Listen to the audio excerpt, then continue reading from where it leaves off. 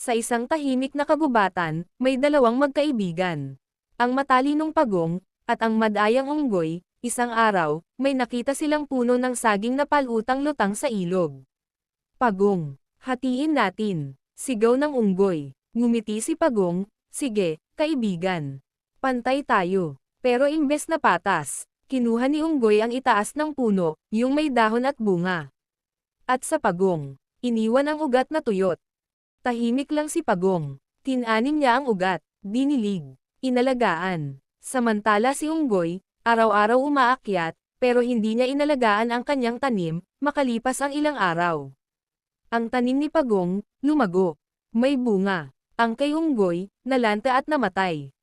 Naiinggit si unggoy. Umakyat siya sa puno ni Pagong at kinuha ang mga bunga. Pero may plano si Pagong. Sabi niya, kung gusto mo pa ng saging, sumayaw ka muna sa dulo ng sanga. Hindi nag-isip si unggoy. Sumayaw, tumalon, hanggang CRAAACK. Nabali ang sanga, at nahulog siya sa mga tinak. Dahan-daang nagsalita si Pagong. Hindi sa bilis o talino ang tagumpay, kundi sa kabutihan at tiyaga. At mula noon, natutunan ni unggoy ang aral. Kapag madaya ka, ikaw din ang masasaktan. Pero kapag mabait ka, ikaw ang gaganti.